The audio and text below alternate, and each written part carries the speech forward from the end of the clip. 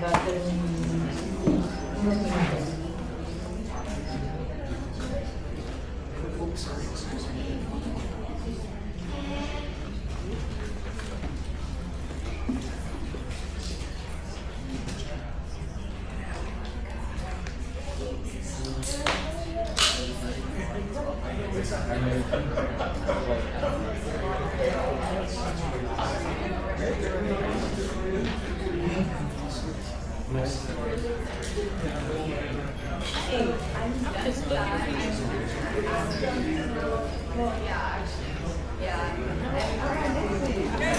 So I think we're going to go ahead and start. We just have one person that needs the translation, and we'll make arrangements for that.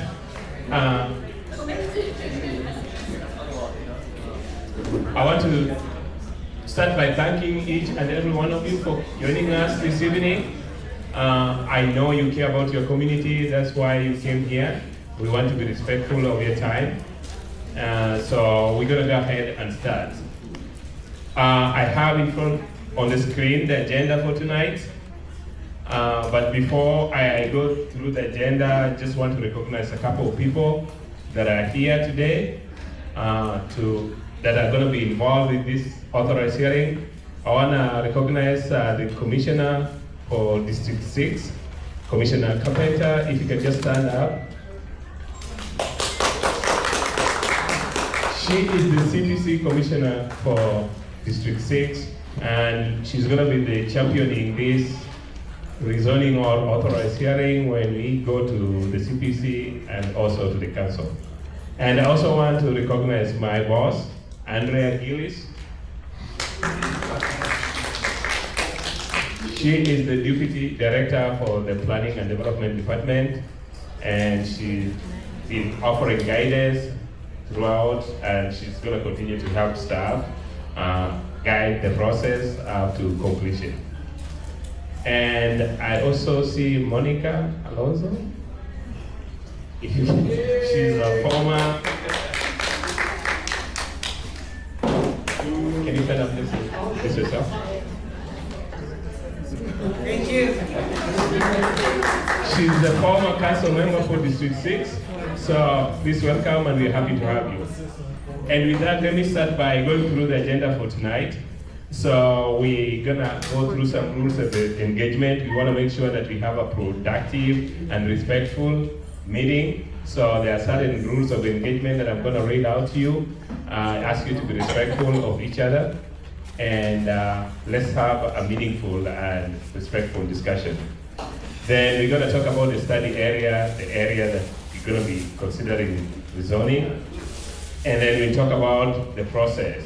We are here to talk about an authorized hearing. We'll explain what that is, and explain also what steps we are going to go through. And then we want to talk also about the community engagement process for the authorized hearing. And then we'll talk about some of the things that we've had from you.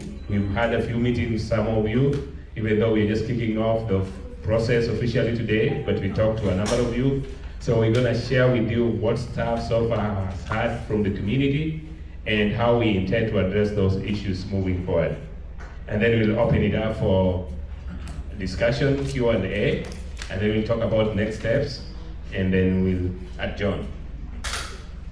So let me start by going through the rules of engagement. So we want to be respectful and engage in a productive discussion tonight. We ask you that we have one person speak at a time, so when somebody is speaking, please avoid interruptions and side conversations. We want you to listen actively to the conversations or any questions that are being asked. Do not listen to respond, but please try to understand. You can respond, but at least as they are speaking, try first and foremost to understand what they are trying to convey. Avoid interruptions and side conversations, please. Speak thoughtfully. When sharing your views, please be respectful and focus on the topic at hand. I know there are a number of issues that are in the community. Some of them we might not be able to address today. The focus today is about land use and zoning, I want us to focus our discussion and engagement on that. That does not mean that we can't talk about other issues, but we might not be able to address some of those issues. So we want you to be respectful of that. When you disagree with the speaker, please do it respectfully. We welcome different perspectives in the discussions. We want to debate ideas constructively. So if you disagree with the speaker, please do it respectfully.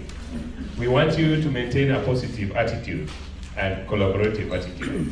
As we engage, there are going to be some things that might not align with how you view them, but as we ask you that you become positive and take a collaborative approach to any issue that's going to be discussed tonight. It doesn't mean that we have all the solutions, but we are here to work with you to find a common solution. And with that, we're going to go to the next topic, which is the study area. Is this being recorded? No, we're not recording, but there are other people that might be recording their personal version of it, but officially the city is not recording the meeting. Then how are they taking notes of the comments that the community is going to be giving? We do have staff that are assigned to take notes, so they're going to be taking key points, things that are relevant for the work that we're supposed to do, but we are not recording word by word everything that is being said, but we do have staff that is taking notes. So I want to start by sharing the study area. This is what we call the area of request, or the area that staff have been asked to review zoning on. It is important that we pay attention to this because it defines our boundaries in terms of what we can do. So we are only going to be reviewing zoning or considering zoning change within the parameters of the red outline. Anything that is outside of this is not part of the authorized hearing. So if you live outside of this area, just know that this authorized hearing, it does not directly impact your property. We are only considering the area that is outlined in the red. And just to be clear, let me read out what the boundaries are. To the north is Singleton Boulevard, and to the east is Borger and Rezoning, and then to the south is the railroad track, and to the west is Westmoreland Road. So those are the boundaries. Everything that is within that area is what the conversation that we're going to have tonight is related to.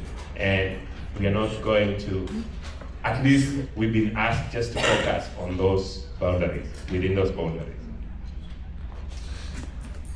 So a little bit background about this authorized hearing. It was authorized on October 2022 by the City Planning Commission. I think the person that requested for it to be authorized is in the audience, so we thank you for that. Every time a rezoning case is authorized, they tell the staff the scope of what that they're supposed to do and what we call the statement of purpose. And so the statement of purpose, when this was authorized, was to consider appropriate zoning that should include but not limited to land use, development standards, and other regulations. The area, the authorized hearing, that area that is shown there height is approximately 256 acres. Moving forward on the area of request, I've already explained what the boundaries are. You know, to the north is Singleton Boulevard, to the east is Borger and Rezoning Drive, to the west is Westmoreland Road, and to the south is railroad track. And you're gonna be hearing me repeating this over and over because a lot of people ask me about their properties. If you don't live within these boundaries, your area is not going to be impacted. That's very important for me to explain that. And the area that I just defined contains about 518 properties. I have been asked that how many people live in that area. We've counted the number of residential properties that are in the area. There are approximately 114 single-family homes and around 144 townhomes. Most of the townhomes are on the eastern part where a lot of the new development is happening. But there are other structures that look residential, but we, just from the look of it, you can't tell whether somebody lives in them or not. we counted the homes that we think have occupancy, and those are 144 homes. In terms of the uses, land uses that exist in this area, there's a wide range of uses, small, large businesses. They include industrial uses, residential, institutional, and commercial uses. So you have a range of different uses within the area. Next, I want to talk about what we are here today, and that is the authorized hearing. I want to explain what it is. So in the simplest term, in the common man's language, an authorized hearing is simply a city-initiated zoning. A rezoning that is requested by the city, not the applicant, not the property owner, not the developer, but it's the city saying we need to look at zoning in this area, and they define the boundaries. Usually it involves a number of properties, and the range, like I explained in terms of scope, is looking at the uses that are there, looking at development regulations, and any other regulation that might be relevant.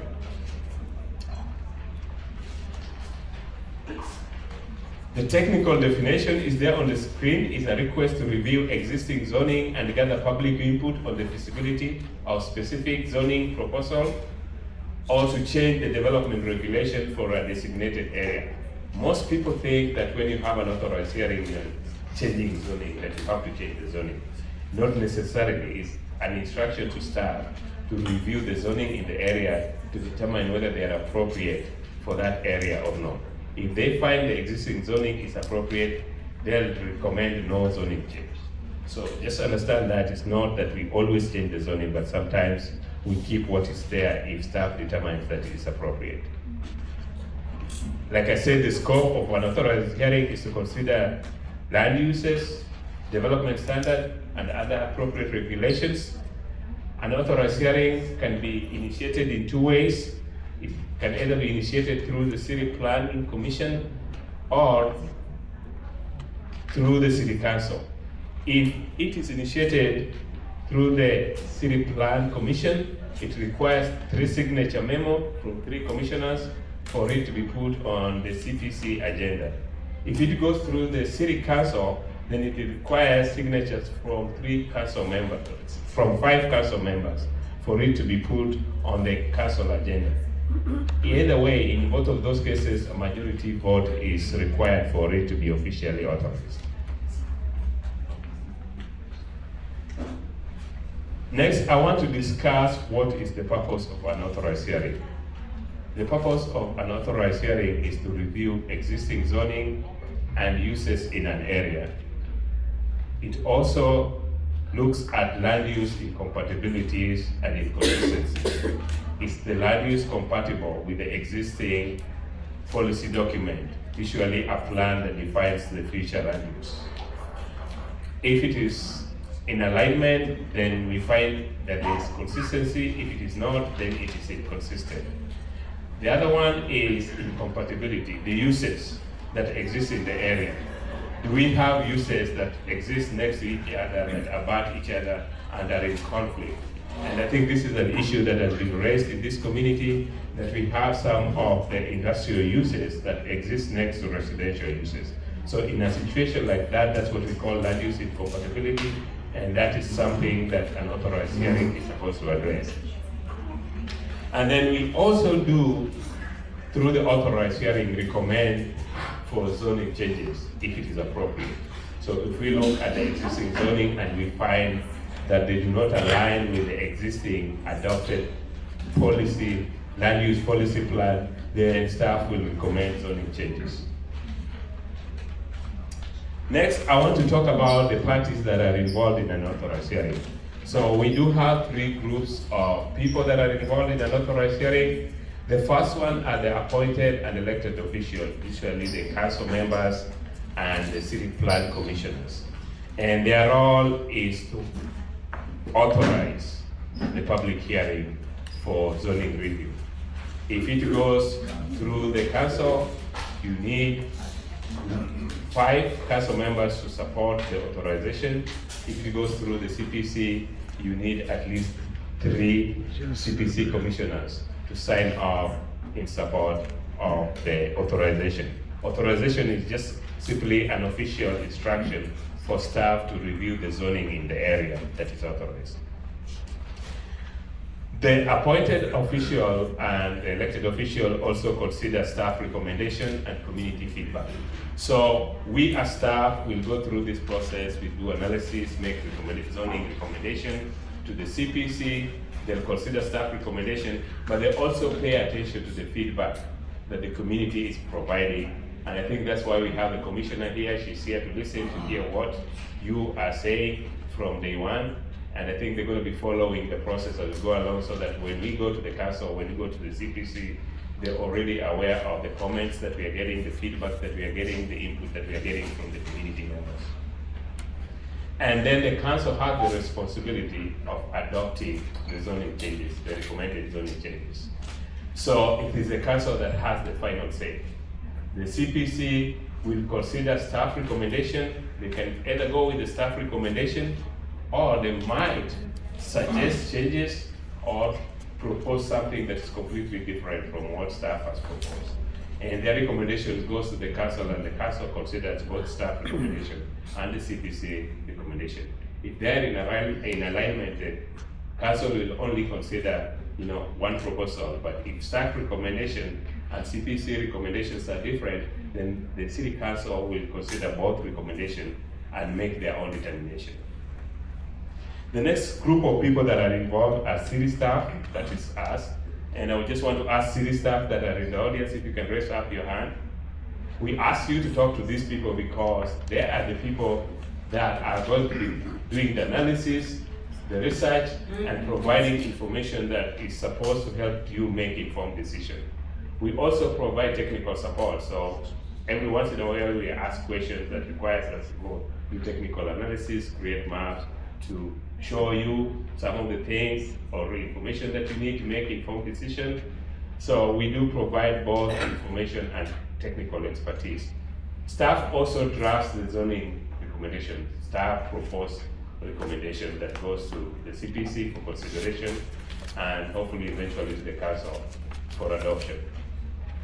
And the third group of people, which I think is the most critical, the most important group of people, are the community residents, members of the public, and stakeholders that are involved. It could be somebody that works in the community in the area. It could be somebody that owns a property there. But those are stakeholders, people who have an interest in the area, because they have to live with the consequences of the decisions that come out of the staff recommendation and adopted zoning change. I think they're the most critical group of people. And that's why you are here today. We are here to hear from you. We want you to pay attention to this process as we move it forward. Tell us what you think, because you are the ones who are going to live with the consequences. And what they do is they provide input and feedback on proposed changes. So if you are making recommendation for zoning change, we ask that you pay attention to those recommendations, consider them, and if you have any concern, raise them in public so that we can have an open public discussion about those changes, because you are the ones that are going to deal with the changes that are made. Next, I want to talk about the importance of having public hearings, which is what basically an authorized hearing is. Ask staff to hold public hearings and community meetings to get input from the community and make zoning recommendation. So I want to talk about the importance of that, those public meetings that we usually have like this one today. First of all, the community engagement allows community members to voice their concerns and their opinion about zoning changes. So we're going to have several meetings that will provide forum for you to provide your input in the proposals that we're going to be making. Take advantage of that. Speak up. Sometimes we have people that feel uncomfortable talking in a public setting like this. We do understand that. We do have comment cards that everybody should have gotten. Feel free to put your input or your comment, recommendation or questions in writing, because that's why we have it on record. The other thing that makes this public meeting very important is transparency. discussions are had in a public forum. Quite often, as we go through this, sometimes people don't feel comfortable saying controversial things or things that they think the community is not going to support. And they call staff after that. And then when staff speak about those things, they think it's staff that is making different opinion from what was discussed at the public meeting. So we want transparency. We encourage anybody that has an opinion or that wants to provide comments to speak up in public forums like this so that everybody can hear it, vet it, and have a discussion about it. And then the third advantage of having this public meeting is we end up with a very informed decision making because we are getting input from people that live here, understand this area better than city staff, and provide input. And this is very important to the CPC commissioners and the council members because when we go with them after these public hearings and we build consensus about the proposed changes, they feel like the community is behind it, it has been discussed by the community, and it reflects the community interest. That's why we have these public meetings. Next, I want to explain the process that is involved in an authorized hearing, a city-initiated zoning. So it is a multi-step process. It starts with the authorization, either by the CPC or the council, like I explained. Then once they authorize, basically giving staff instructions to work on it, to review the zoning, do research, look through the existing plans that are relevant, and come up with the recommendation. The next step is staff will conduct that research, engage with stakeholders, community members, property owners, or businesses that exist in the area. And then once they are ready and they have a fairly good understanding of the area, then we'll have what we call a kickoff meeting. That is what we are doing here today. So this is the third step in an authorized hearing. And what we do in an authorized hearing kickoff is basically to introduce the community to the zoning case. We are basically saying that the city has instructed staff to look at zoning in this area. We explain to you the boundary, I did tell you, show you where the boundary limits are. And then also explain what the process entails. So we are talking about the process, what this is going to entail, what steps we have to go through to come to the zoning recommendation. So this is the kickoff meeting today. And then we're going to have a follow-up meeting, another community meeting. In that follow-up meeting, staff will come with high-level ideas, very high-level ideas of what zoning changes or zoning consideration they are looking at, they are considering. At that level, we are not drilling down to how tall should the building be or where should the garage be placed on a residential home. But we are talking about this area should be residential, this area should be commercial, this area should be mixed use, this area should be industrial. So at that level, that high level. Then once we present that to the community, they tell us, we have a discussion again, and they tell us how they feel. Then we have another meeting again. And in that meeting is where we come with the specifics now. For example, if there's a use that maybe you feel that does not match what staff has recommended, let's say it is a business that you like. I've been told the Wimpy restaurant is very popular. Now the structure, let's say, doesn't conform to what staff is recommending for that area. At that meeting is now when we drill down to those levels of discussion and you talk to staff and try to see if we can get to a compromise or reach something that is acceptable to you. And sometimes we don't get that consensus in one meeting. A lot of times, if you're dealing with an area that has a lot of uses or some of the residential proximity, land use inconsistency, it is very difficult to get consensus in that meeting. So we do have follow-up meetings, and we'll have as many follow-up meetings, community meetings like this as needed. So people ask me, how many meetings are you going to have? It depends on how long it takes for us to reach a consensus. And consensus here doesn't mean that everybody has to agree, but we are paying attention to the mood, the feeling in the room. So as we make these recommendations, these suggested zoning changes, we are also figuring it out, have we reached a point where majority can live with this before we recommend going to the CPC. And then those additional meetings will depend on how long it takes us to reach consensus, to get to that level where we feel comfortable that we can move forward to the CPC. And then the next stage, which is the step number 7, is going to the City Planning Commission. City Plan Commission is also a public hearing. They'll consider staff recommendation, but they also provide a forum for the community members, for the residents, to come and provide comments. They can speak directly to the commissioners, and they'll consider whatever they're saying, their input and their feedback when they are making their decision. And then the final step is the City Council public hearing. That is where they consider the recommendation from the CPC.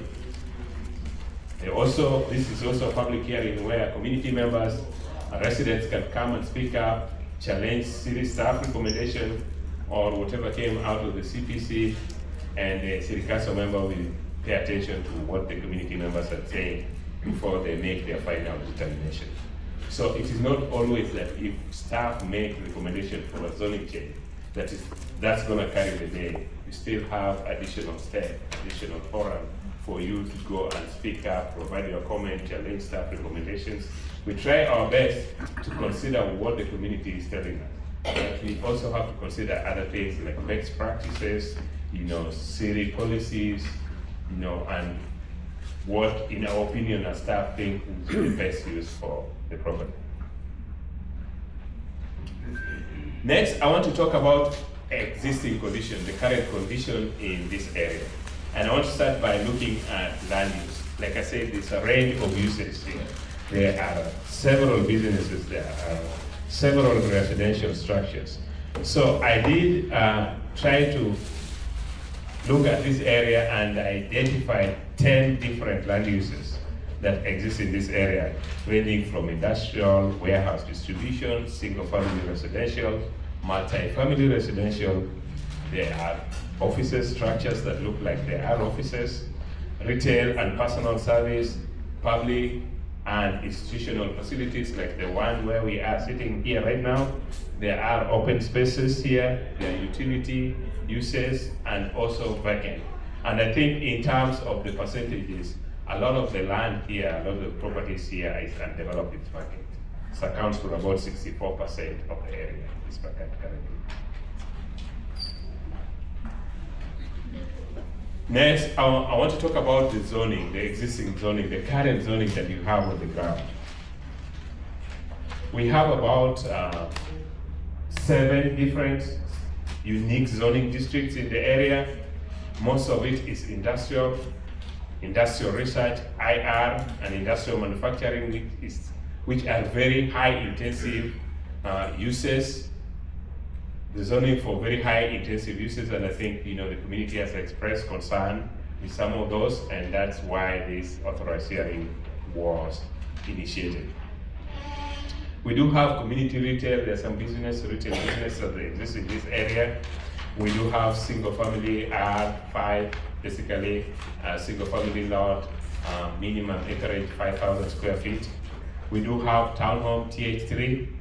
We have multi-family zoning district MF2, and we have PD. PD is the second largest zoning district in this area. We have about 8 different PDs within this area. And then when we are making zoning recommendations, like I said, the goal is to align the uses in the area with what is recommended in the city-approved comprehensive land use plan, which is Forward Dallas 2.0. So I do have a map here that shows what Forward Dallas recommends for this area. It's kind of like provides the guidance for future land use. And I want to invite my colleague, Patrick Blaze, who was over Forward Dallas development, to come and explain to you what this means and why they recommended this place type for this area. Because this is going to be the basis for zoning recommendation. All right. Thank you all for having me. My name is Patrick Blades. I'm the Chief Planner for Neighborhood and Community Planning. Again, thank you all for attending this meeting. I appreciate y'all's time here. Thank you all for having city staff out here to do this presentation. And also, I want to thank Ashley and her staff here at the West Dallas Multipurpose Center for allowing us to be here, facilitating this meeting. can all just give him a quick round of applause. I think it'd be great. So as Seth mentioned, we have a comprehensive plan for the city of Dallas. So that's basically like our roadmap for what we want to do, where we want to go in the future for all of Dallas. So not just West Dallas, but South Dallas, North Dallas, all the Dallases. It's a 30,000 foot view where we're looking down, so we're not getting super detailed, but we are getting into some detail. Like if you're in a plane, you can look over and you can say those are apartments, that's a neighborhood, that's a factory. You can get that amount of detail. So for this area in the authorized hearing, there's really just 3 colors, right? There's the orange, those are more the city residential, which is going to be more townhomes and apartments. There's the yellow, that's going to be more of the single family homes, and then there is the red, which is community mixed use. And in community mixed use, a comprehensive plan isn't about what you can and can't do, it's what the future vision should and shouldn't include. And so in the community mixed use, the things that it should include are restaurants, retail, townhomes, mixed use buildings, apartments, those types of things. The things that it shouldn't include are industrial land uses. So if we go back, all of the IM and IR zoning, and again, they're not the same exact thing, but there's no purple up there. And that's essentially what we're here to talk about, is what we heard from the community. And there are a lot of y'all who went to those meetings last year and the year before that, who sit down and drew on maps and told me all of the things about we need to get some of the industrial away. So that's why this is red and it's not purple. I will tell you, the 2006 comprehensive plan showed this area as purple. So that's a big change from 2006 into 2024 when we passed it, but it's showing this area as community mixed use. And so with that, I'm going to turn it back over to Seth. I'll be up here if you have any questions as well. So thank you so much, Patrick. I wanted Patrick to talk about the future place type, because that's going to be the basis of our zoning recommendation. Because we are here to implement the city policy. And the policy document for us for land use is a comprehensive land use plan for Dallas 2.0. So I've been asked, like, what are you going to recommend? We haven't come up with any recommendation yet, but we do have a baseline, we do have a guiding document. And this map is what is going to guide us as we make recommendations for the zoning districts.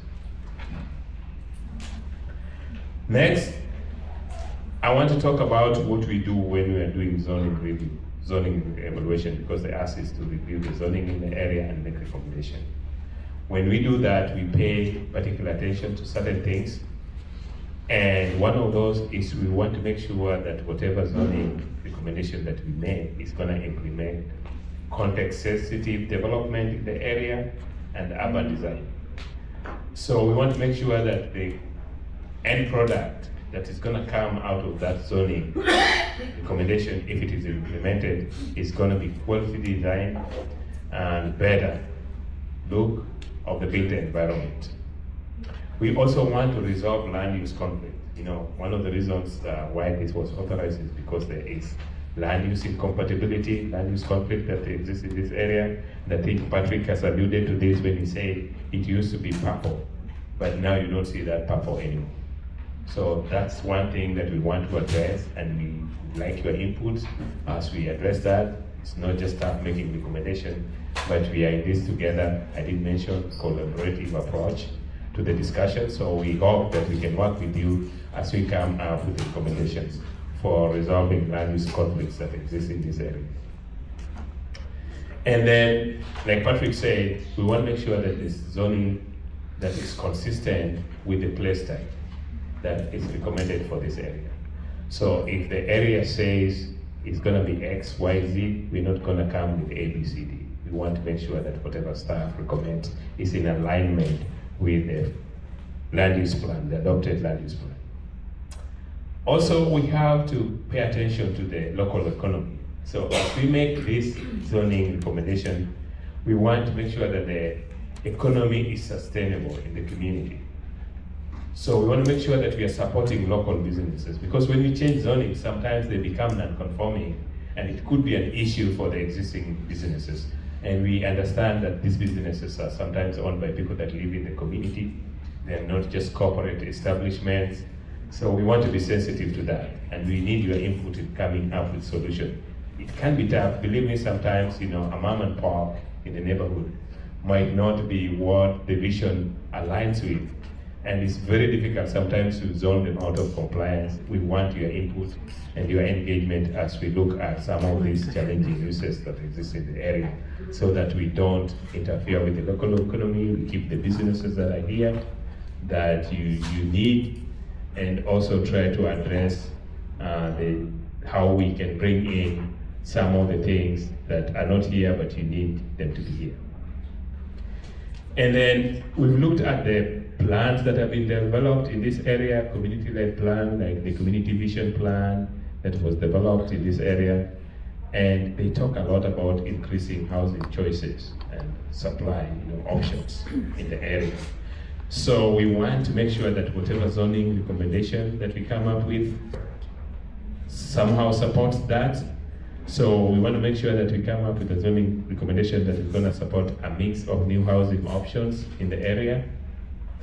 And above all is paying attention to the community goals. What does this community want? We are coming here as city staff. We have our own ideas as professional planners, but we want to make sure that as we implement or as we recommend these zoning changes, we are paying attention to what the community wants. So it is important that you put down, you speak up in these public meetings, put down what you want also in those comments cards, so that when staff go back, we can read through and figure out, what the community needs are. Next, I want to talk about the community engagement piece of this. Having meetings like this one that we're having today. Why do we need to call you here in your evening when you could be anywhere and waste 1 to 2 hours just sitting down here hearing people talk? It is very important because it saves time for the community and the city. Because meeting with you individually, meeting with individual property owners, individual establishments, costs a lot of time and a lot of money. So bringing people together here to have a common discussion, sit at a table and discuss these issues together, saves us time and resources. It also mitigates conflict, because when you stand up here and speak, maybe your neighbor might not agree with you, but maybe there are 2, 3 people that maybe have the same opinion. So having that discussion helps you to build common ground. So having these discussions in a public setting like this mitigates conflict. It helps us address any concern in an open forum before they escalate. It also enhances the proposal quality. So we are going to be making zoning proposal, zoning recommendation for this area. And because we don't live in this area, we rely on you to provide local knowledge, provide local context to inform the recommendations that we are going to make. So you bring to us the knowledge that we don't have, the local knowledge. You live here, you experience these things, you have a knowledge that we don't have, and we want you to share that with us. Also, when we have meetings like this, it helps us to identify early community inputs and also potential conflict points or concerns before the zoning proposal are taken to the CPC or to the council. So if we don't want a situation where staff makes a recommendation about something that could have been addressed in public meetings, in community meetings like this, and then people show up at the horseshoe and they are against staff and say, we don't want it. Most of the time they'll send us back to have another community meeting. And that's why these meetings are very important, to speak up, let's build consensus. If there are issues that are conflict points, let's resolve them, so that when we are going to the appointed and elected official, we are going with information that has been vetted, that the community has had. Everybody might not agree, but majority of the people have signed off on it. And then just community meetings like this help us to build consensus, to foster general agreement on major issues, and make the proposal that staff make when they go to the council, when they hear that we've had X amount of meetings and how they went, because the word is going to get to them, they're more likely to support it if we did provide enough opportunity for you to provide input. If we just have a meeting for the sake of meeting, they can tell, and a lot of times they send us back and say, go have more meeting, additional meeting. So it's very important that we work together collaboratively, discuss issues that are difficult, build consensus before we take these issues to the appointed and elected officials.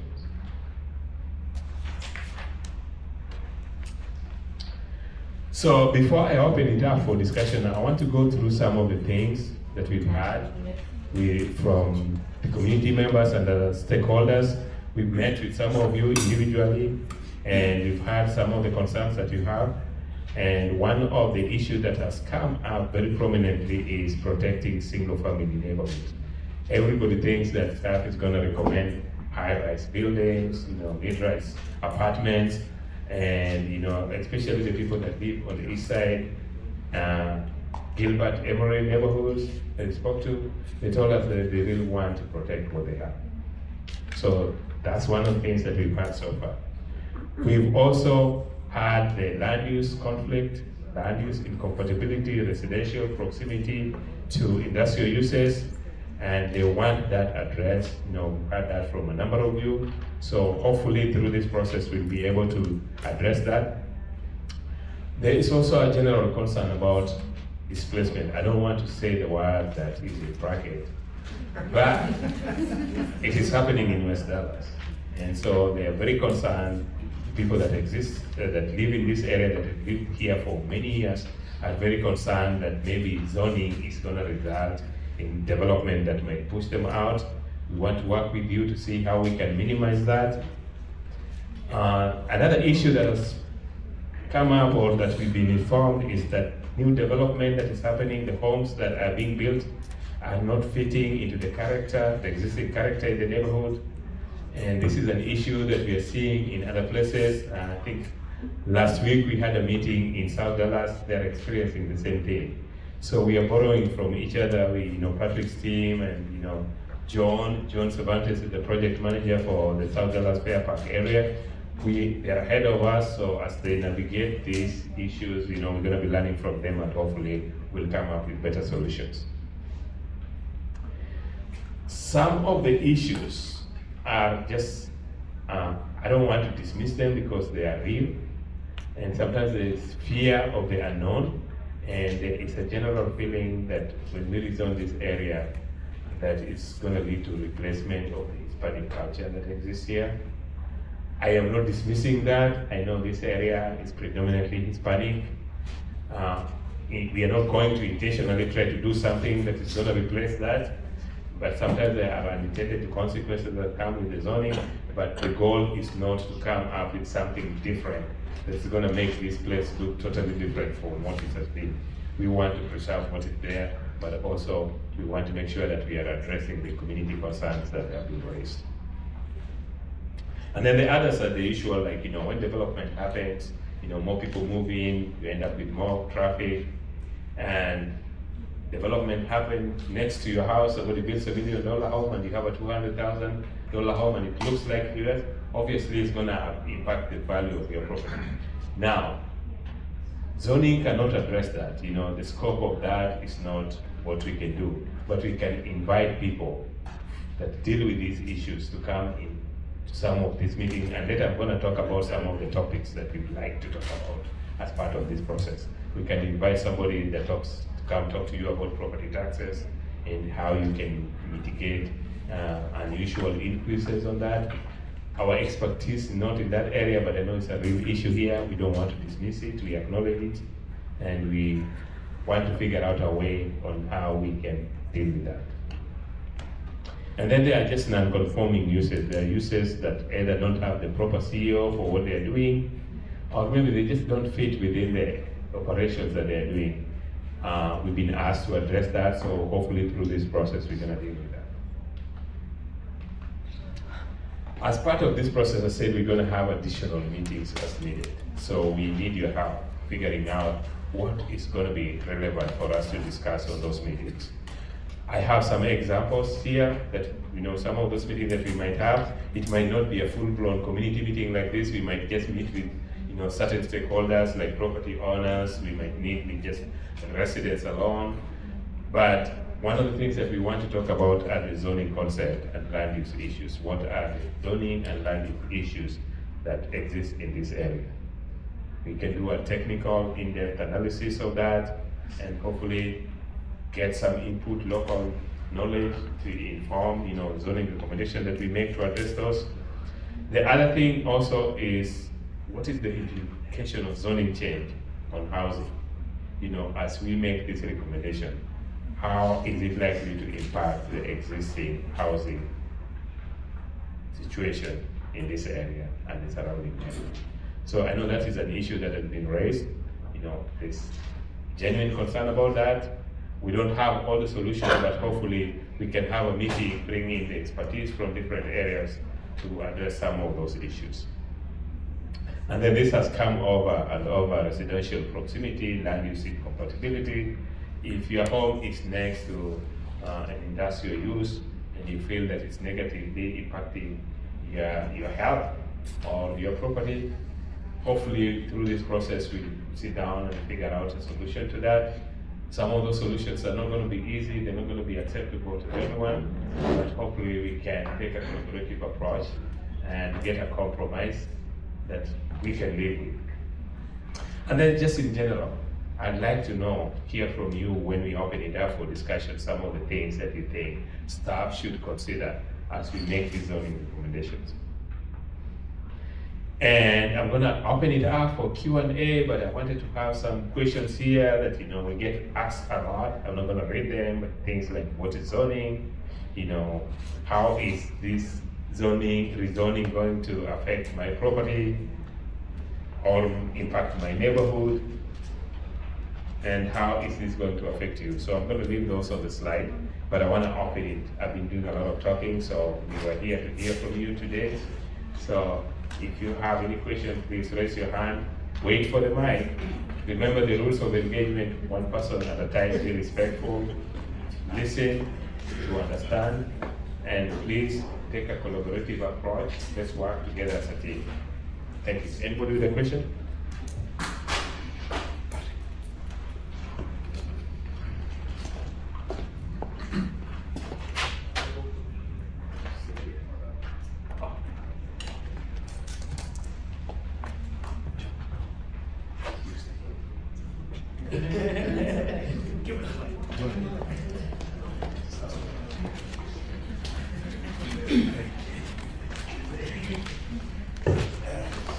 So who I'm talking to?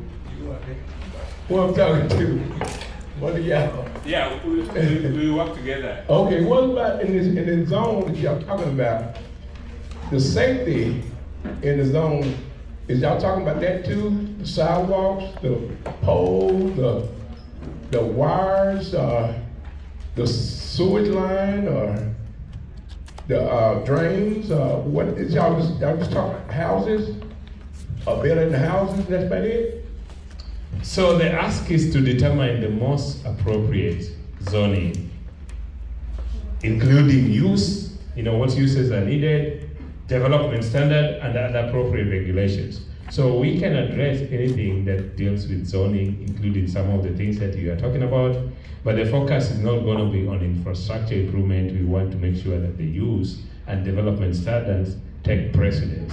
If it gets to a point where we have to address, how the built environment is going to look like, we can address it, but that is not really the thrust, the main thing that we are going to be addressing. We are going to look at land use and development studies. But what I was trying to find out is that in this zone right here, you look outside, they got a wire hanging down, a cable wire hanging down, and somebody get hurt out there.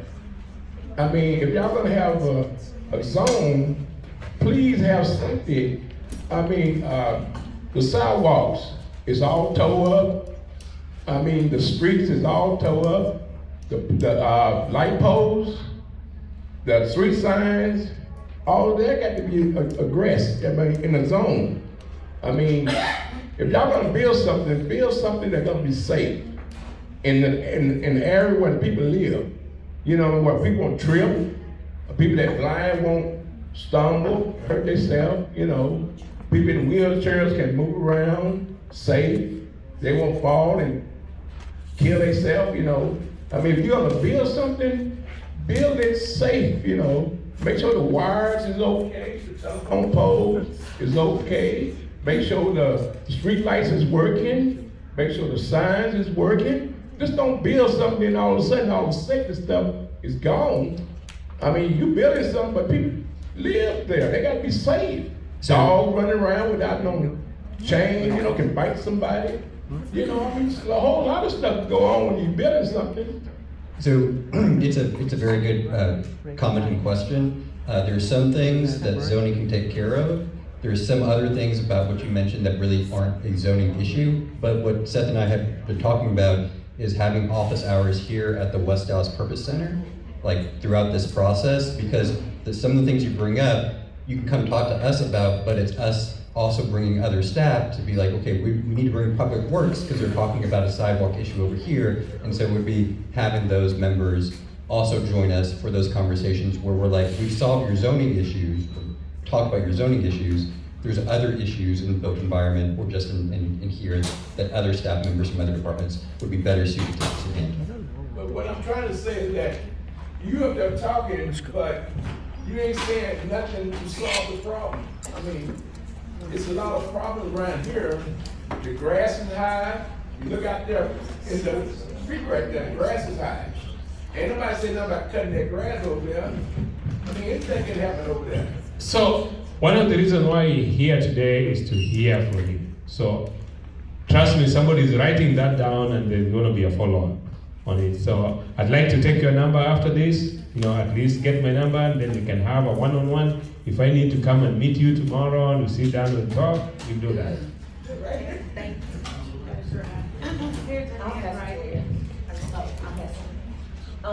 So you mentioned the 8 PDs. I'm sure y'all have looked at those 8 PDs within that district. Can y'all show us on the map? It's a double-parter.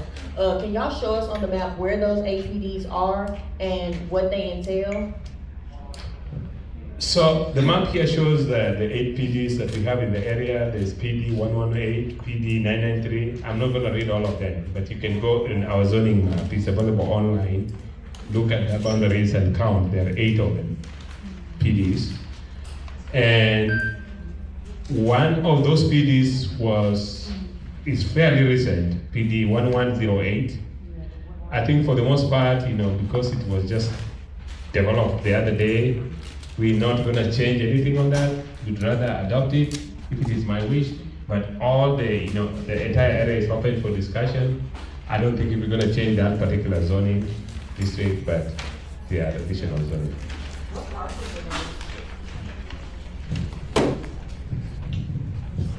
If I could add something here, most of the existing PDs in this area reflect the pattern of development change that we all see in West Dallas that's coming from east to west.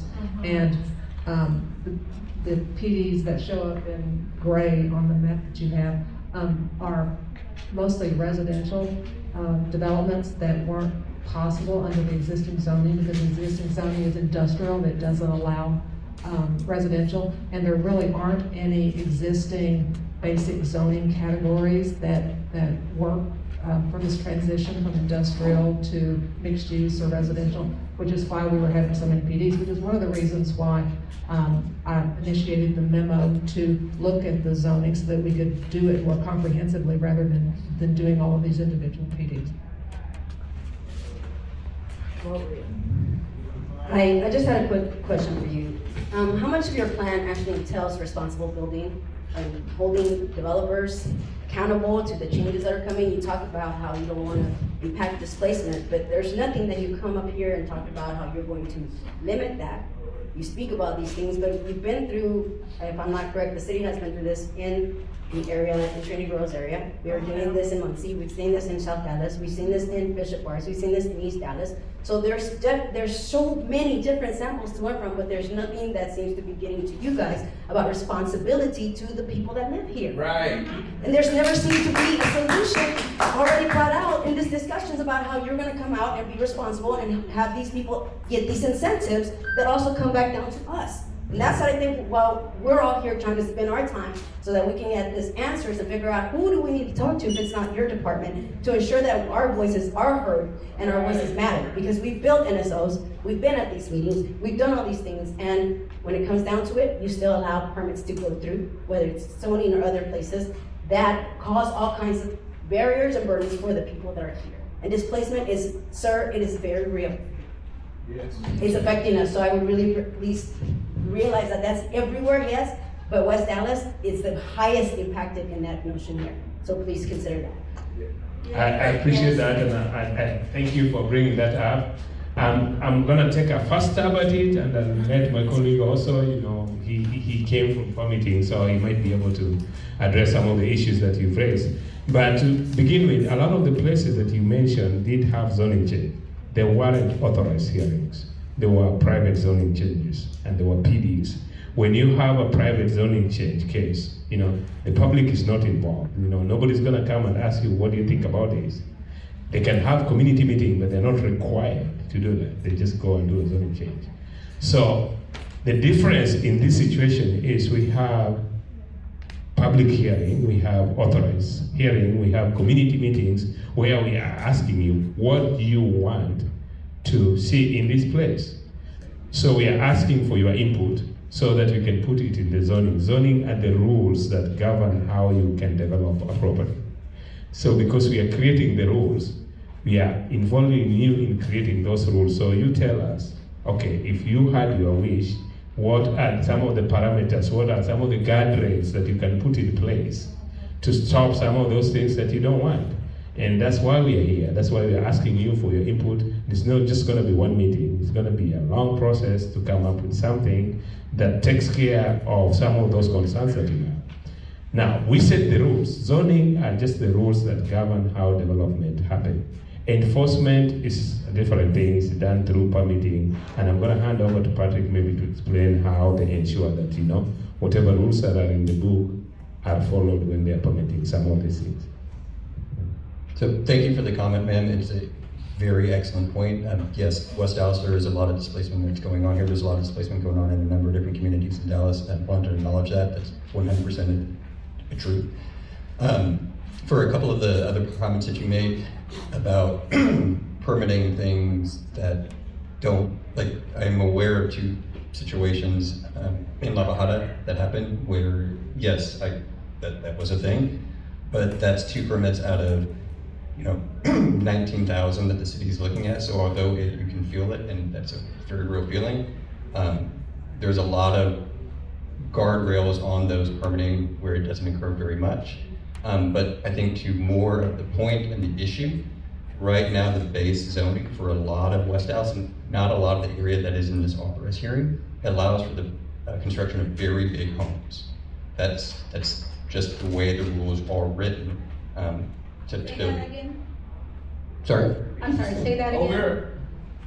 So the rules for most of the neighborhoods in West Dallas that are not part of this authorized hearing allow for the construction by right of very big homes. That's the case in West Dallas, it's the case in South Dallas, East Dallas, North Dallas, because our base zoning district just allows for these really big structures to be built. You might have a 5,000 square foot lot with a 1,000 square foot home with 1 story, but the actual zoning that's been that way since the 60s would allow you to build a 30-foot tall 4,000 or 5,000 square foot house. That's what the zoning is.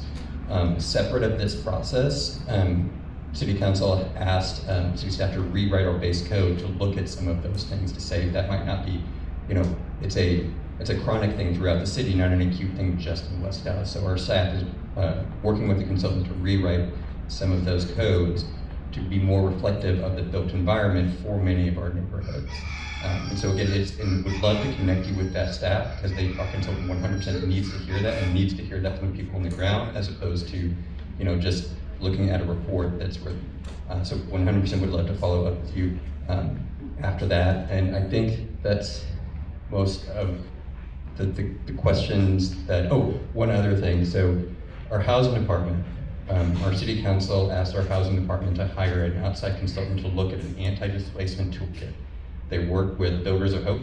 Builders of Hope work here in West Dallas and South Dallas. There are copies of their report that are there in the back, and they have specific action items about what should be done to prevent as much displacement as possible. So I encourage you also to grab that on your way out because it has a lot of good information in it as well. I have a question for you. When you hear are subject to, what does that mean to you? Sorry, if you could either repeat the question or clarify. When you hear are subject to, what does that mean to you in code? Oh, in city code. So all of Dallas has a zoning districts, or many different zoning districts, and those say what things you can do and can't do, and how tall and not, when properties are subject to those requirements in zoning districts. Okay, so let me read you this.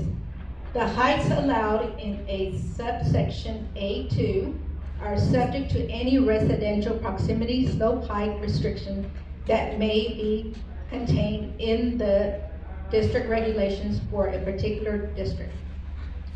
So the city, so the residential height limit is 30 foot. And then, but the developers were making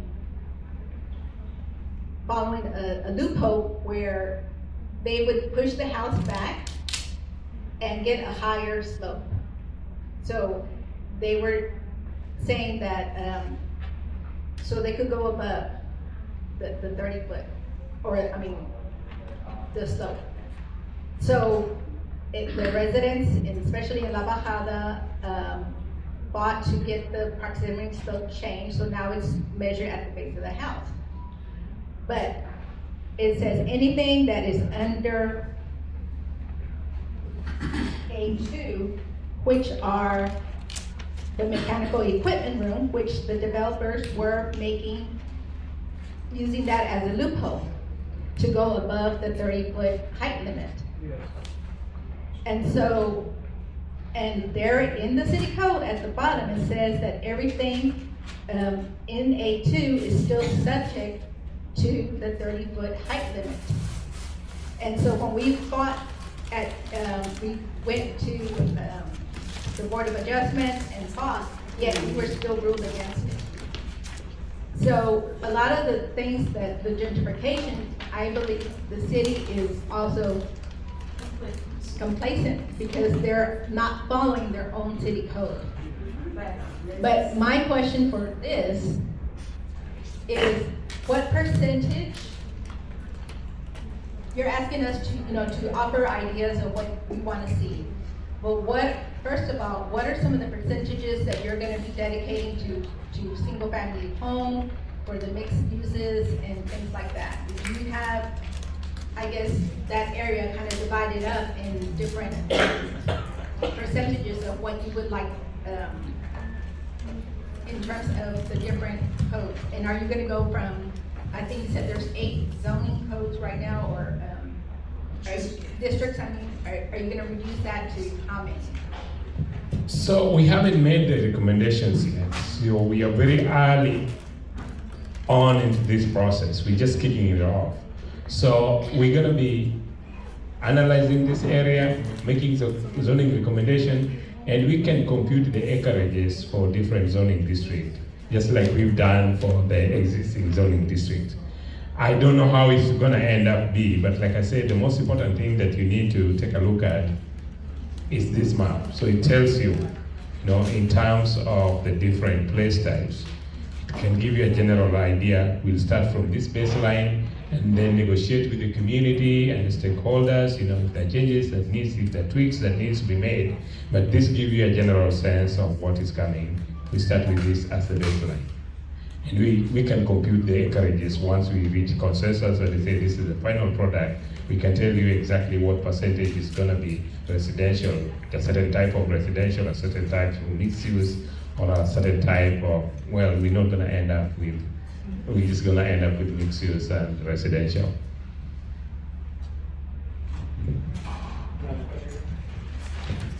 Are you guys able to give us a timeline or dates for when the next meetings will take place? And if not, what can we do to make this process move as fast as possible? Because, I'm sure you guys are aware, but the pollution that's resulting from the heavy industry in our neighborhood has a significant impact on the community that lives here. So to answer your question, I do have a slide on the next step. The next step is going to be another community meeting in which we are supposed to bring to you these high-level zoning concepts. I would have wanted to decide, but I'm gonna need your input on that because December is going to be, a holiday. A lot of people are gonna be traveling. We are kind of divided on whether that's the appropriate time to have the next meeting, but at least I want us to have a follow-up meeting in January. And if the community is comfortable, we can set a date today. The problem is we have to consider the logistics, staff availability, space availability, so we can have a general idea of when we're gonna have the next meeting. But my suggestion is going to be that we have the follow-up meeting in January around the same time, if that's okay.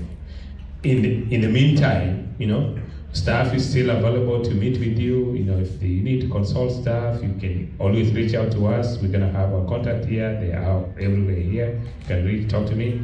We are also ready to come to you if you are a particular stakeholder group, and you want to have a small meeting one-on-one and stuff, we can do that anytime.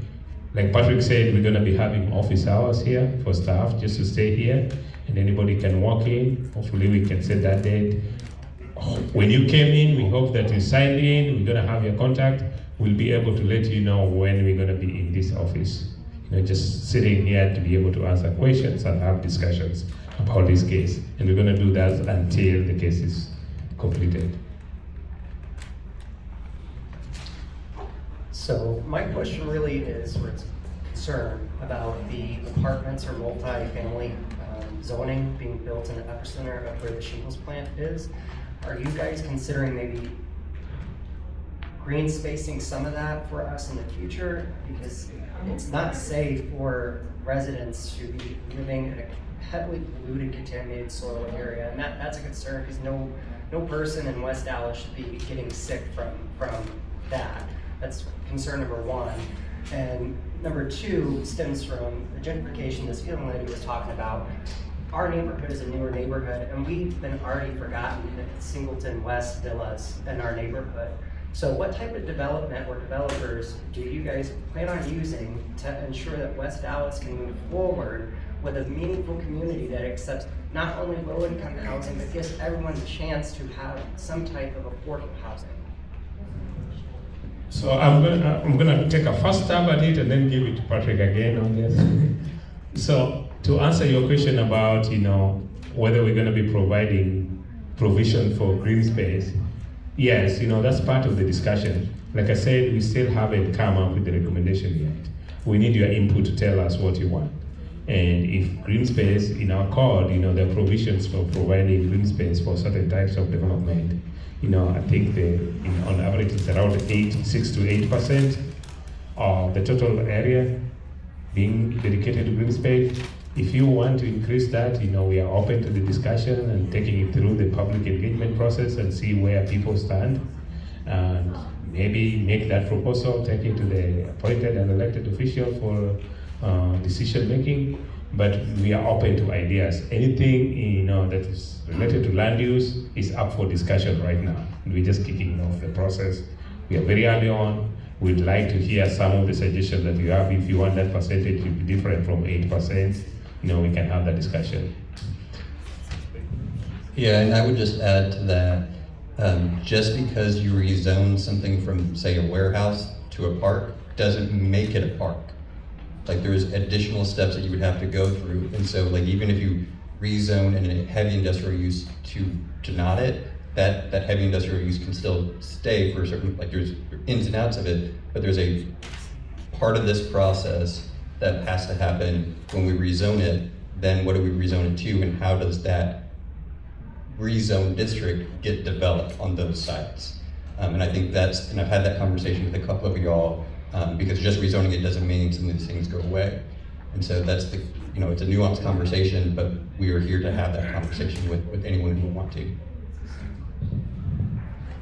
And just to add on that, we do have non-conformity rights. I think this is something that we're gonna discuss as we move forward, as we rezone some of these properties. They do have some vested rights in them that we just can't come and take away. So there's still, some of these uses are still gonna be able to stay, until certain triggers happen. So we're gonna have those discussions as we continue diving into the specifics of zoning regulations. But right now, we're just kind of kicking off this process and talking at a very high 10,000 feet level.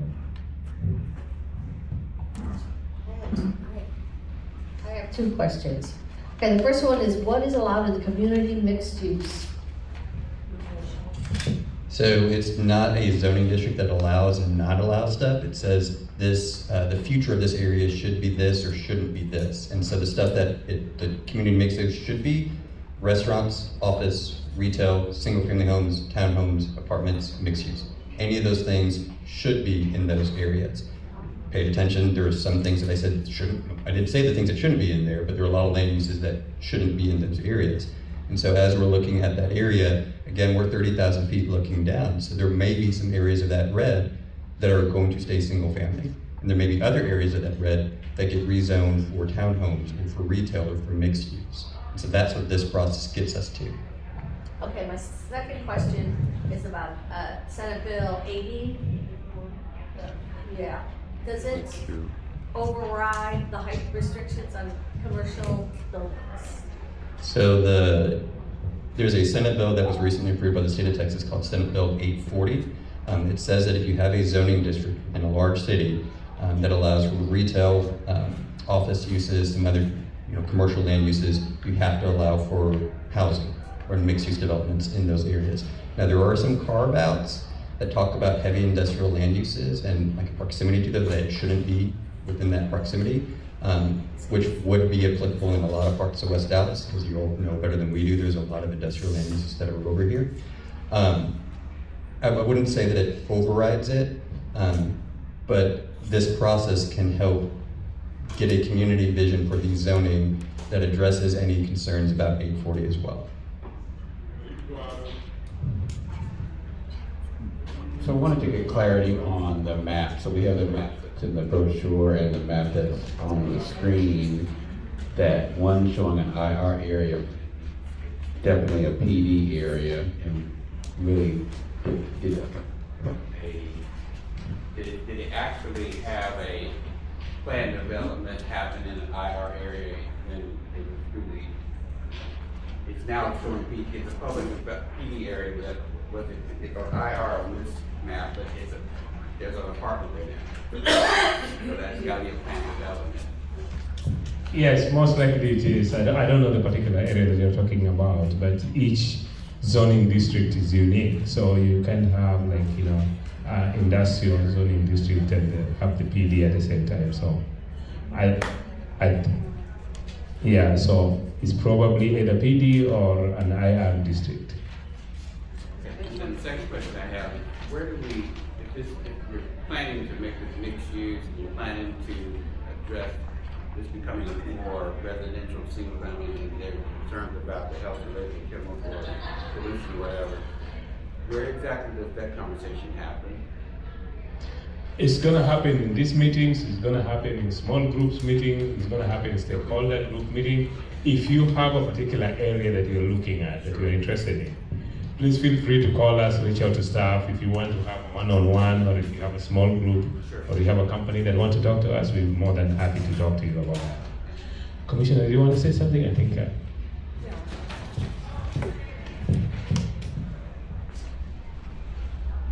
One of the things that I noticed during your presentation is what we all were given here shows that 58% of the land in the study area is zoned either IR or IM. But when you showed the map of what actual uses were on the ground, it's a much smaller number of properties that are currently an industrial use. Have you calculated how many properties actually require industrial zoning? So the building that we're sitting in right now, it's sitting on industrial land. It doesn't require industrial zoning, nor does the fire station or the library or the dental clinic or the school or all that. So there's already a substantial disconnect between what the zoning is and what the uses are. Do we know what the percentage of land within this area is that actually is an industrial use that needs industrial zoning at this point? We haven't done that calculation, but it's something that we can look at. Like I said, we're just kicking off this today, but it's something that we will be interested in looking at, and we can do the calculation. Because I think one of the, stand up. one of the main things, I was on the comprehensive land use committee, and one of the things that we heard over and over is that the community does not want industrial zoning here anymore. They don't want industrial uses, they don't want industrial zoning. That's just, what they want. And the study that you've already done showing the industrial uses shows that it's really less industrial in actual use than it is in zoning, which is one reason why, as this gentleman said back here, it's important that we can try to move this along as quickly as we can, because right now with existing industrial zoning, industrial uses can come in by right. And there are also some of the existing industrial pieces of land that I've already talked to owners or developers about that are looking at mixed use. So the development trends here are definitely going in that direction. And I guess the other thing I wanted to say is, you noted as one of your goals to protect existing single-family areas, but we do have, and there are single-family areas that are sitting on residential zoning, but we also have some little clusters of single-family homes that got overlaid with industrial zoning a long time ago. And to me, that's one of the biggest goals that we have here, is to restore those people's conforming rights so that they have the right to have a residential home, the home that they've been sitting in for years and years and years. And so I know there's a cluster of those homes just south of here to the west of the industrial plant. There are 3 or 4 areas, but that's a real important goal. And to make sure that any new development that comes in around those is is compatible with those. So. Thank you so much for that comment. Okay. So I do want to acknowledge the work that you guys did, but I also want to ask this question. Did you acknowledge the work that the community, that Singleton United Neighborhood Association did like maybe 2 years ago? They drafted and worked on the Singleton United Neighborhood plan. And if you did, which I see you nodding, like how much of that was used to inform this? So we've had a number of conversations with Singleton United. We do understand that they are the main neighborhood organization within the boundaries of the authorized hearing. And we met with Jenny. She can confess that, when we started working this, the first person we reached out to was her, to just kind of pick our brain on some of the things. We've looked at that plan. When we come in the next meeting, one of the things that I was hoping to give a general overview are the existing plans that have been developed in this area and what their recommendations are. Some of the things that I was mentioning that we've had came from those plans, like protecting existing neighborhoods, land use, incompatibility, protecting single-family neighborhoods came from those plans. So yes, to answer your question directly, yes, we've looked at that plan, and it is informing some of the information that we're going to be sharing with this group. Okay, because then it leads me to like the next part where I get worried, where it was mostly red, where the houses behind us, the houses over there are mostly red. Like, why are they red instead of yellow, where if they are zoned or classified as a single family home, then they have more protections, right? So why was it chosen red instead of single family to protect those families and prevent further displacement that West Dallas is seeing? So it's a very good question. To your first question, a lot of what that community plan, because it wasn't adopted by council, but a lot of that was the help vision what was adopted by Councilman for Dallas, which again goes from that purple to red. And I think, so the area that's yellow over here, that's an area that a lot of that went through rezoning fairly recently through an authorized hearing, which to Commissioner Carpenter's point, it went from industrial to a PD, but a PD that allowed single family. I think this process, if that's something that's coming up, the areas around here and around here that have a lot of existing single family, although some of it's not being used as a single family house anymore, but if that's the vision for that area, that's 100% compatible with the red area, and that would be then, we're changing those areas from industrial IR zoning or IM zoning to a R zoning that was more of a single family zone, or it is a single family zoning district. But that's great feedback to have, and I think as we create iterations of these maps, I think that's the thing to be mindful of and to be looking for.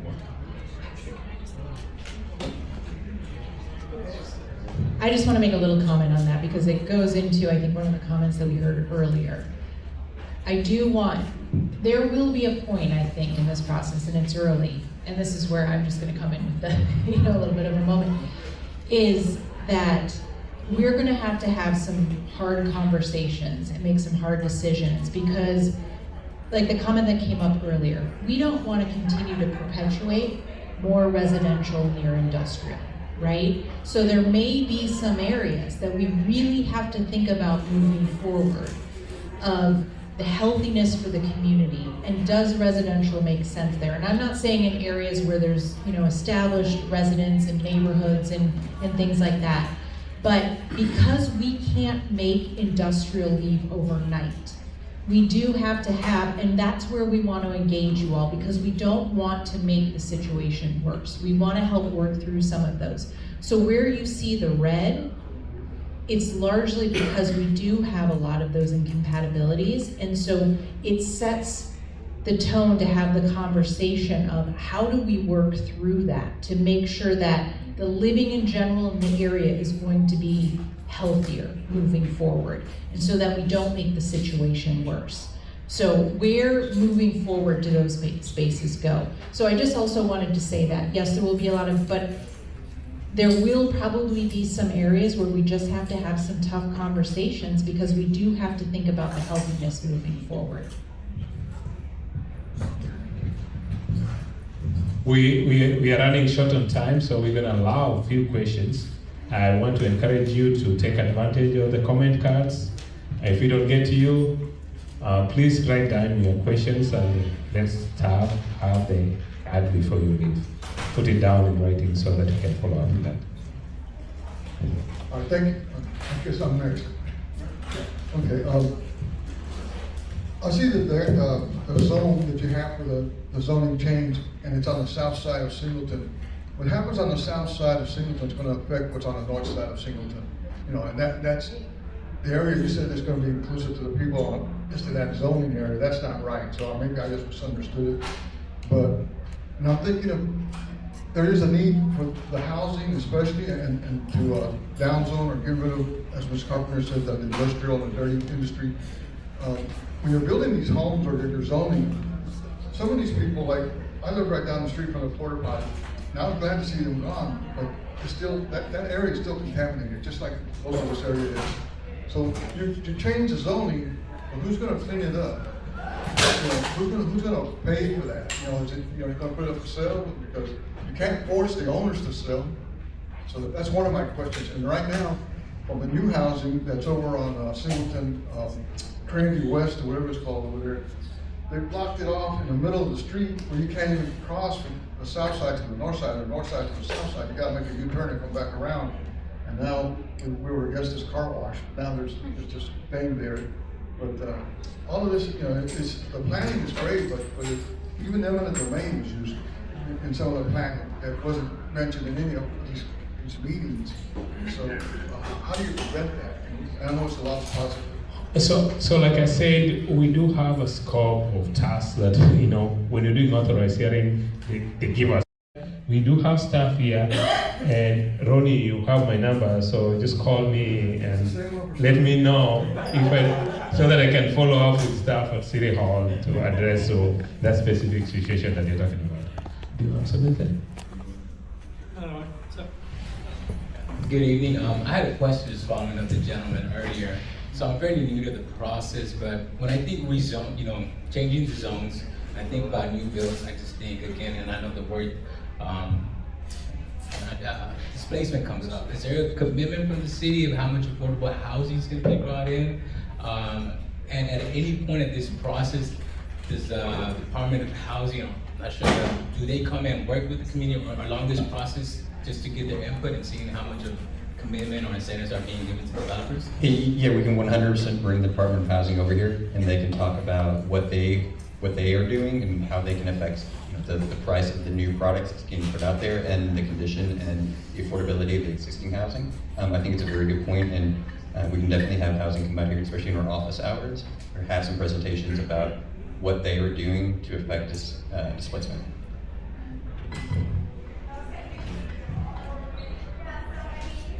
Good evening. I have like thousands of questions. I would. The night is short, right? But one of my things, concerns that I hear from everybody, starting with you, and her, everything is great, planning, the development. You know, I'm pretty sure you guys have a vision of what it's going to look like in a couple of years. So it's not if, it's not when, but if you guys could. Not if, but when.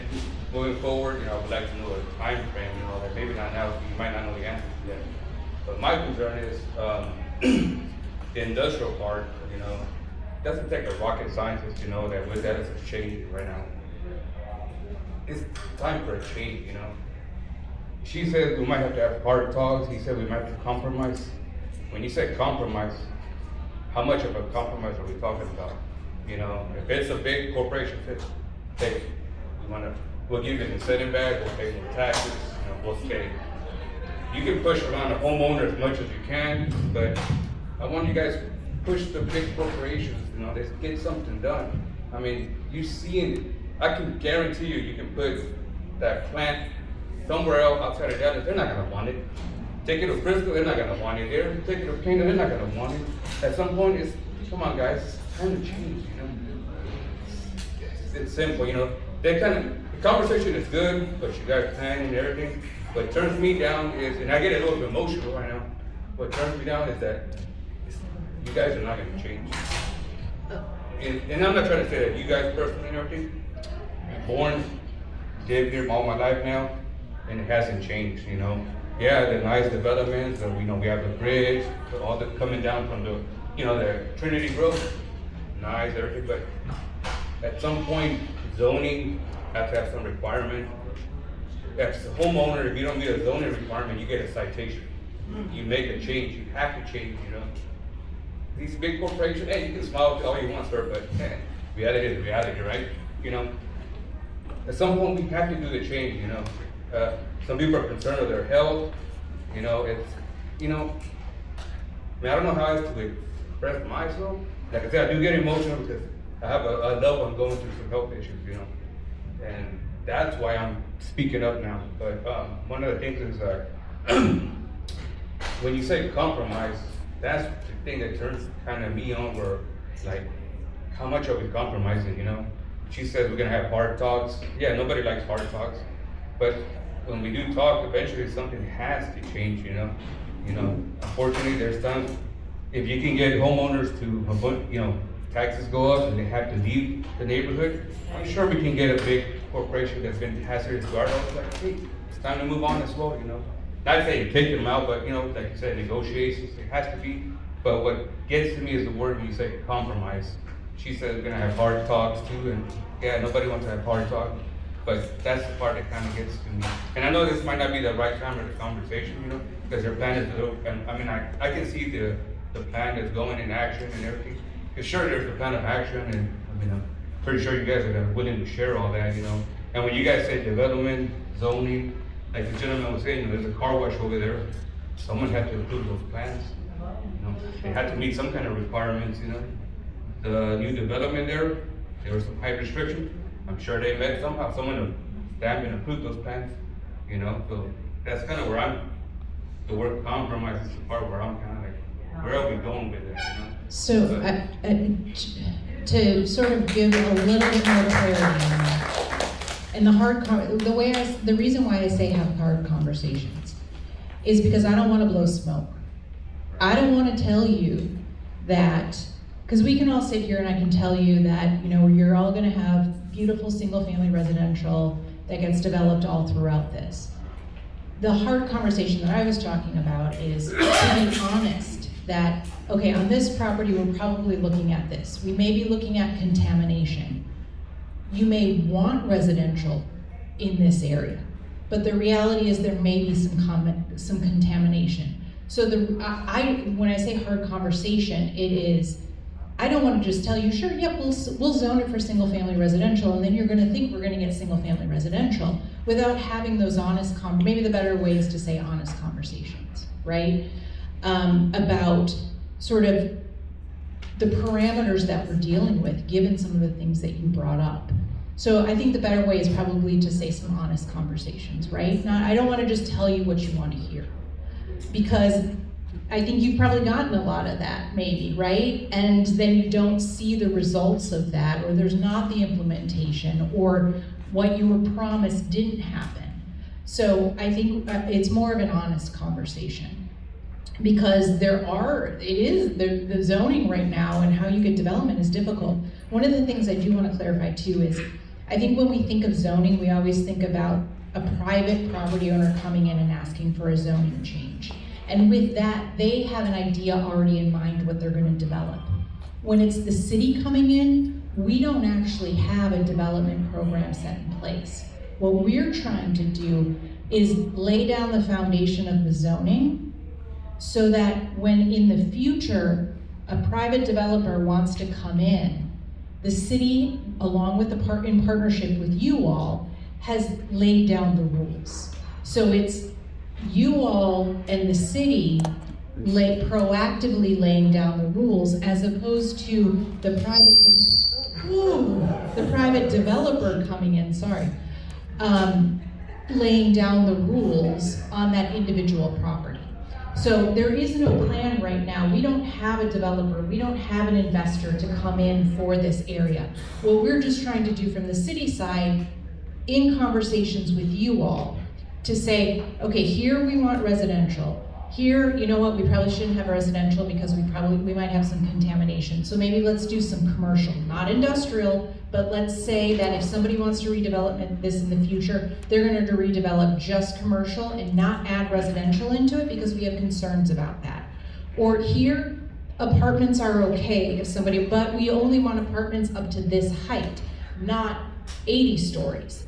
So it's those kind of conversations that we gotta have so we can have some honest conversations about that. And I just wanna, because some of the comments have been like, what is the plan and what are you guys gonna develop and what are you gonna incentivize and who's the investor already coming in? We don't have that. We're just trying to put, from a proactive, city-initiated in partnership with you all, to lay down some new zoning rules. If we're gonna get rid of the industrial zoning, what are we replacing it with? And that's gonna be a big question in a lot of these areas. If we're getting rid of it, because that's what we were asked when we were going through Forward Dallas. It was made very clear to us, this area is changing, we don't want industrial zoning. We don't want the majority of this area to be industrially zoned. So now our question to you all, really on the biggest level is, if we're going to change the industrial zoning in this area, what are we changing it to? And that's what we're gonna ask your help in. And what are those rules? How high is it going? What is the mix of uses? Where is it? There are different zones. You asked about some of the zones about, can you do green space? What about the sidewalks? It depends on the zoning. There are different zones where you're gonna get better sidewalks, but there may be trade-offs, and that's the honest conversation. You might get a better sidewalk, you might get better landscaping, but maybe this use that you want won't be allowed in it. So what do we do? How do we figure that out? So that's what this, what we'll try to get down to. And thank you for sort of, saying that was kind of a trigger word for you. So though it's more about, let's have some honest conversations and not just, yep, sure, we'll do that. And then you might see no change because it wasn't a realistic proposal that we put forward. So we want to make sure that this is as realistic for you all, because this is an opportunity for some change.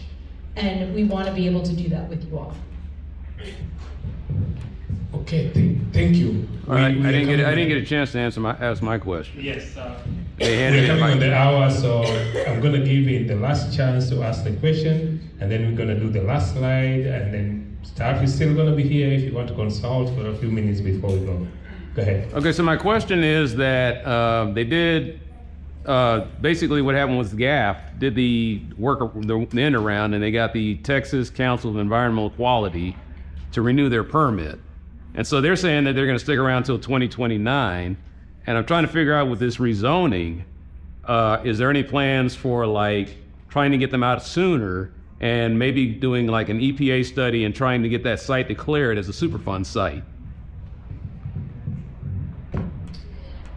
That property is within this authorized hearing area. They're two separate issues. So we will be looking at that property as part of this authorized hearing, just like we'll be looking at all the other properties. So there may be a separate case that's involved in that, but this, we'll be looking at it just from the bigger perspective from the authorized hearing case. But also, are they gonna have an EPA study and try to get that to be a Superfund That's site? separate and apart from this case, or separate and apart from this project. Seth, can I just ask, you mentioned about having the next meeting in January, which I think makes sense because of the holidays, but can you get your word on how we get a date this month for that January meeting? So that's a good segue to move to the last slide, which is the closing next steps. So like I said, I would like us to have another community meeting. It's a question of when the community feels comfortable to have the the second community meeting. And the purpose for that meeting is for staff to come and talk big zoning ideas that they're considering for this area. So, like I said, I don't think December is gonna work, so I was gonna suggest that we do this in January around the same time. I don't want to pin a particular date because I don't know whether this venue is gonna be available. But can we think about around this same time, 18th, 19th, or we wanna have it earlier? Second week of January? All I would say, there's probably vacations on January 6th, so the weeks are weird. I would look, the second full week is the 13th and the 17th. Which is technically the 13th. 12th through the 16th. 13th through the 17th. 13th is a Monday, 12th is a Monday. Actually, can you? But It's a Tuesday. What's available? Yeah. So she's gonna confirm availability of the venue. I like this space. I want to use this space again. It's gonna be easier for people to come to the same place, get familiar, and feel comfortable.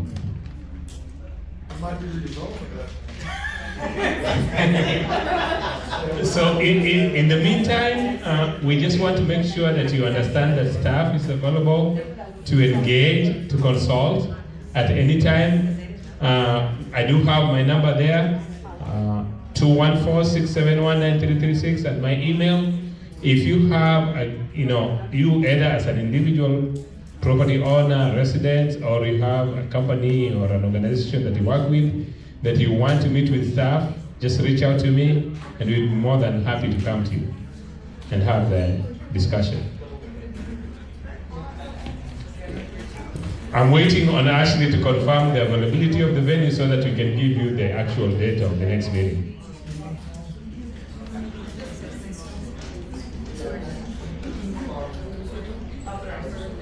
Oh, by the way, do you have we sent our email address, can we get links to these slides, or are you gonna post them somewhere? We do have a project website. The link is over there. If you go to our department, we are the Planning and Development Department, City of Dallas.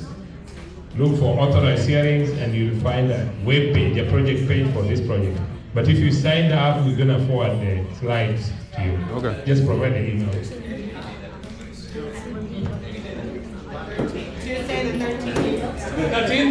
Tuesday the 13th is we're gonna have the next meeting on Tuesday the 13th of January. Tuesday, January 13th, the next meeting.